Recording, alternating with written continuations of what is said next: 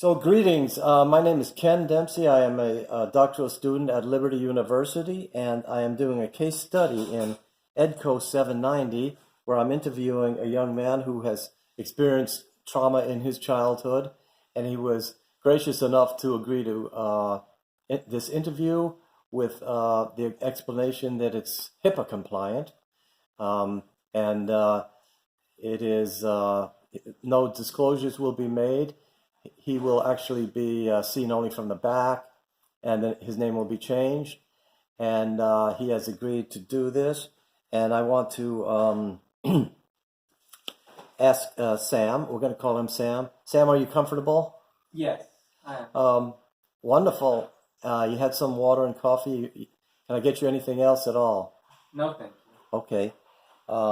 You realize that this will be recorded, but only for a small audience, and it's limited. It's not published, and that is only for the viewing of a small number of students and teacher at Liberty University. Did you understand that? Yes.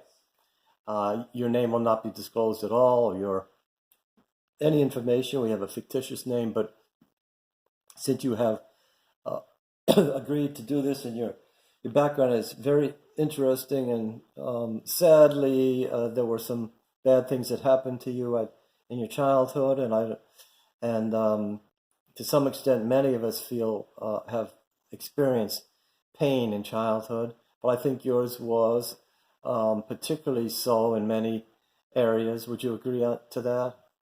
100%. Yeah.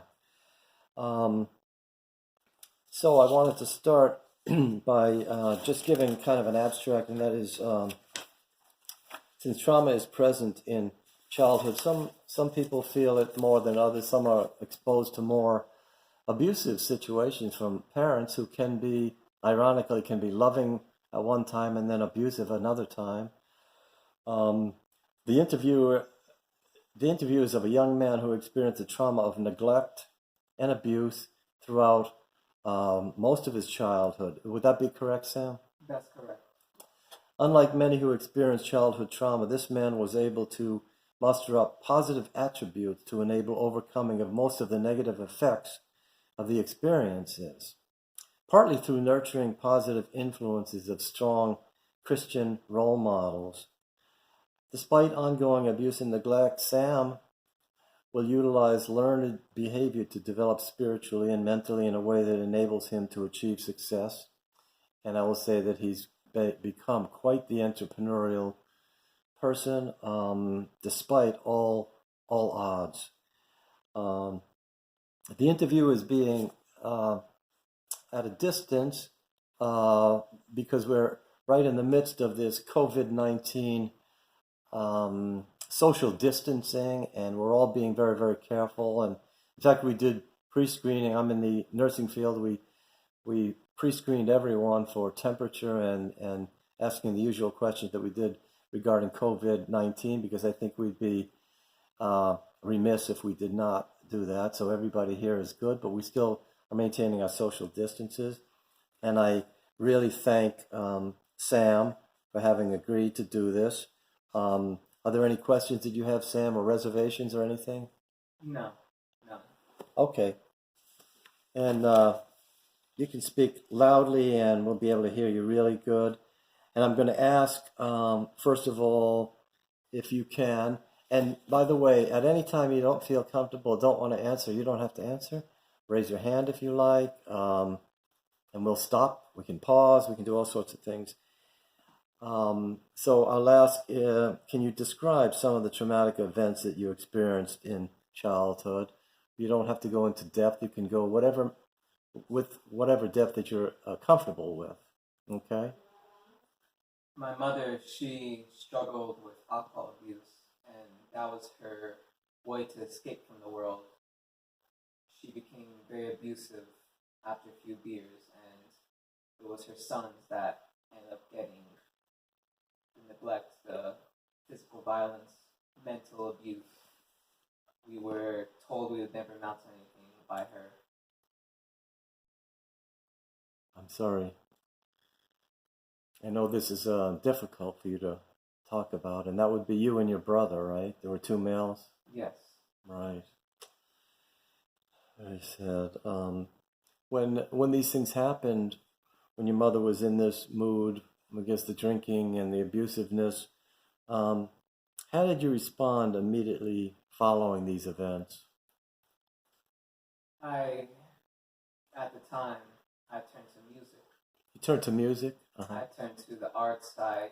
I wanted to prove myself, uh, do my best against her because I kept to a motto I heard when I was younger through music that the depth of your struggle determines the height of success.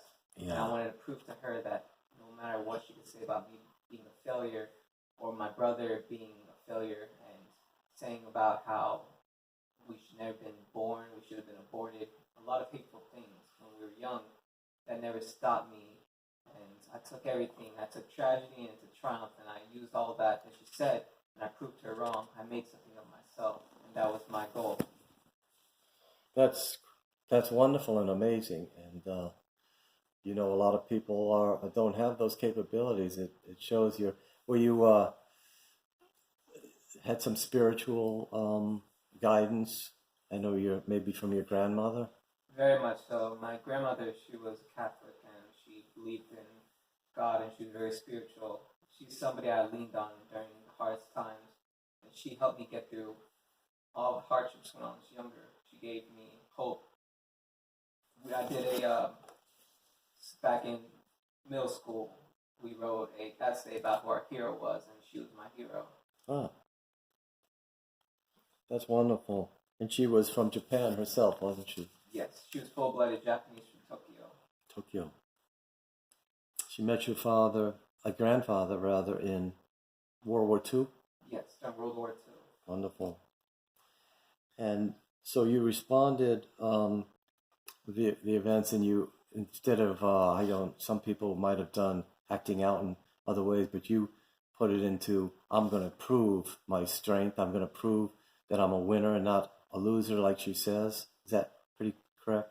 That is correct. I was not going to allow what she said about me and the picture that she tried to paint, the mental abuse constantly, and I was not going to allow her viewpoints to be what my life was going to stand for. I wanted to create my own destiny and leave a legacy of my own. I see.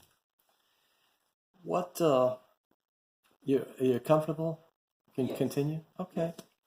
So, what coping strategies did you use? In other words, you've already kind of alluded to some of them. What kind of ways did you cope when this was happening? I had my best friends and his family, which became my main family. I personally believe that it doesn't have to be blood to be called family.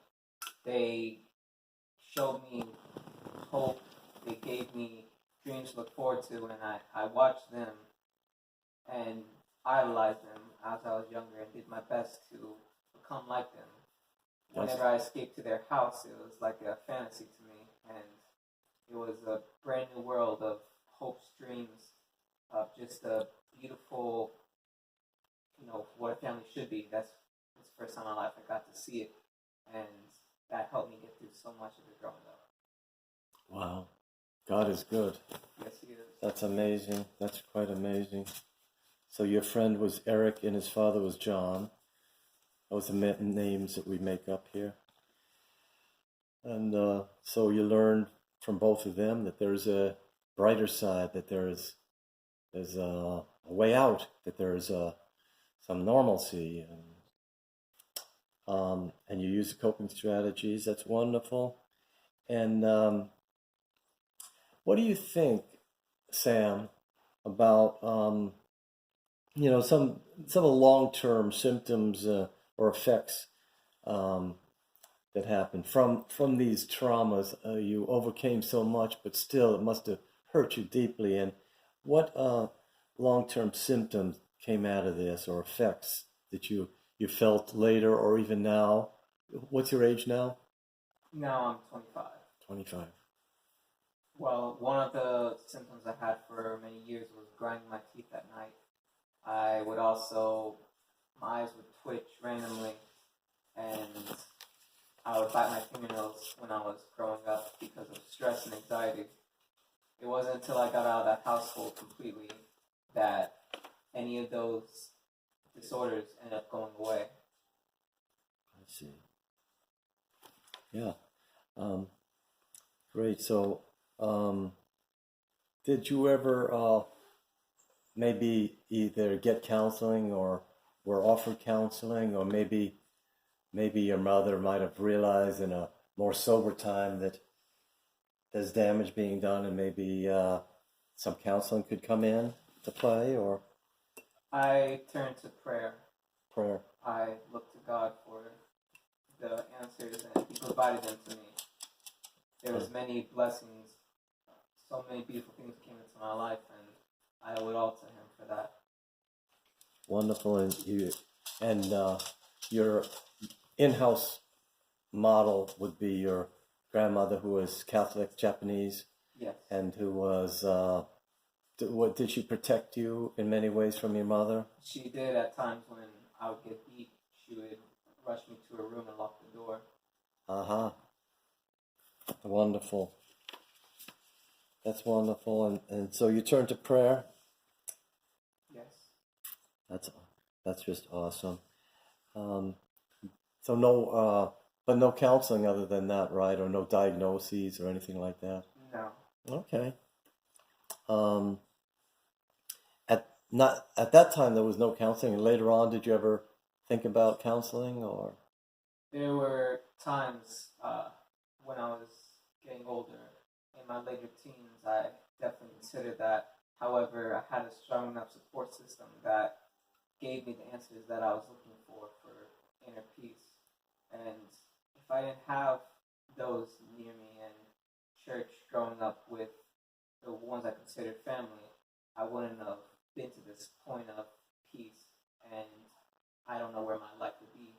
But because I had that support system, I was able to, find my happiness and feel that freedom and not allow what I've been through when I was younger to overcome me. Yeah. Oh, that's a wonderful story, and your life has changed in a positive way, emerging out of that trauma of really abuse, sometimes verbal abuse, sometimes physical abuse, and always emotional and mental abuse. It's a prayer work for you, and your great grandmother that lived with you, your wonderful grandmother, and also your friend and his father and his mother and others who were nurturing to you. You found comfort in that? They're the reasons why I have my happiness. Oh, that's wonderful. How would you say, so you had some positive influences, and that was great. How was your life changed as a result of this trauma or these traumas? There was, for a long time, trust issues. I had Trust issues, yeah. when you're told Pardon? when you're told you're I love you by your own mother, and then the next day she tells you she wishes you would have been aborted. Ah, You should have followed what your father said. ah, Having years of that will truly mess with your mental health, and it's hard for you to truly believe when somebody uses the words "I love you." It I wasn't until I found my real family, the ah. family I met with my best friends, that I realized the words "I love you" actually had meaning. That they weren't just empty words. Wow. Oh, my. So I appreciate you going to all these painful revelations. Are you okay? Yes. Um, so your grandma, and I remember her, what a wonderful woman. Um, she she passed, and I recall that another trauma for you. And what must that have been like when the one in the household that was so supportive was gone from you? If you want to speak, if you don't want to speak about it, I understand too. When she passed away, it had to be the hardest day of my life. Uh-huh. It's like one of the biggest blessings in your world, most beautiful things being taken from you. It was very painful, and one of the hardest things I had to do was I actually sang at her funeral because I used to sing Frank Sinatra and other songs to her growing up, and she would always clap, and she was always happy and supportive of me, and it was one of my ways I got to bond with her was through old school music, and so that's one of the things I did too, and that was one of the hardest things I ever did in my life was to sing at her funeral, and You sang at her funeral? yes, What a blessing that is. What a great thing. That's wonderful. it's like it was losing a part of me. Yeah. And how I view it, though, is she may be gone, but her spirit remains, and her legacy continues with me and my siblings and the ones that loved her and she loved. They're the ones who will continue her life. And she's in heaven now with some people I truly love. Yes. I know that she is. That's wonderful. I had the pleasure of meeting her on one occasion, and you've been a blessing to our lives as well. And I want to say that you're inspiration to a lot of people. And is there anything else that you wanted to say? The best way to handle abuse, whether it be physical, verbal, mental abuse, is find that support system. Surround yourselves with those you love. Do your best not to think negatively because negativity will only spawn negative actions. By thinking positively, by surrounding yourself with people who want to empower you, who view you, who want to help lift you up, are the ones who you need to keep close by you. I learned ever since I was younger. I surround myself with people who showed me love, who cherished me, and I was precious to them as well. That's what kept me going. That's what gave me the strength to continue and to be who I am today. And if I didn't have that, I don't know where I would be. And I'm grateful to God that blessed me with my own angels. That's wonderful. Sam, I truly appreciate you taking the time and delving into your childhood. It's not easy. I know it's not easy. And you've enriched our lives. And I think other people are going to be learning a lot from you. And I want to thank you very much. And God bless. Thank you very much, everyone.